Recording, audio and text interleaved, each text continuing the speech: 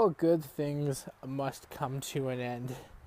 And the thing that is coming to an end today is the first rendition of growing peppers outside. As you can see, we got a couple dark green jalapenos on the plants here, which is exciting. It's about 12 degrees today in Toronto, Ontario. It's supposed to be about 11 degrees tonight. As you can see, it's pretty overcast. It was raining about midday today, and the pepper plants aren't growing very much anymore. There's no new buds happening, so no new flowers. The new flowers aren't making any new peppers, and the peppers that we have right now aren't really growing too much. So I'm going to clip them off the plants and use what I do have. I can guesstimate about 15, which is not as many as I was expecting, but it's not a complete wash, and for a first-time pepper grower, I think it's very good considering I made some pretty big learning mistakes at the start, which will definitely impact the harvest today, but that's okay because I know what I did, I know what I can correct, and that's the most important thing. So I brought out a bowl, a pair of scissors to clip them off, and two surgical gloves, or just like latex gloves. The reason I have the gloves is so I don't get any oil on my hands inadvertently and then get that in my eyes and my ears and my nose just by touching my face after the fact, because I'll be in a lot of discomfort, and frankly I don't really need to deal with that. So I'm going to set the tripod up, and not too sure where I'm going to do this just yet, and then I'm going to harvest them up, and then I'm going to meet everybody back in the kitchen, and we're going to go over kind of what I'm going to do with them, how many I actually have, and just some general thoughts on the matter. But sit back, enjoy this time lapse, and I'll be right with you.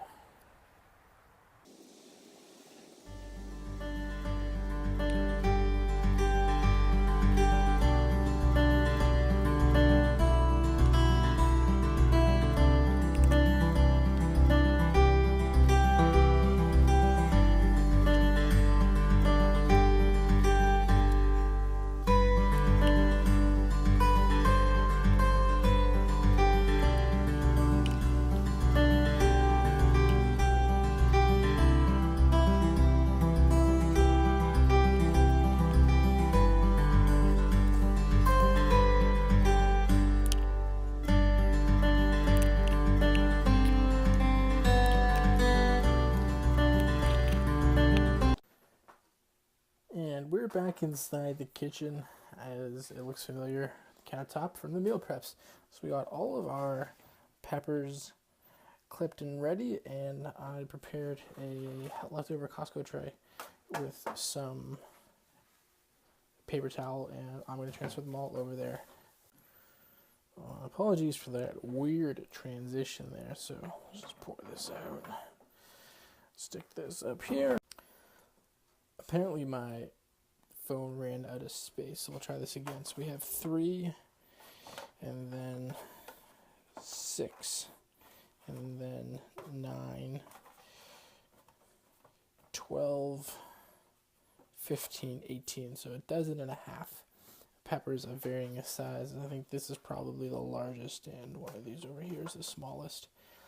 Things that I am pretty happy about is I got more than 1 pepper per plant. At the end of it, we managed to keep alive 15, and I was kind of hoping for 5 per plant, but starting it so late left it with not a lot of time to flower, so I spent a lot of time growing the actual plant, less time actually flowering and producing fruit.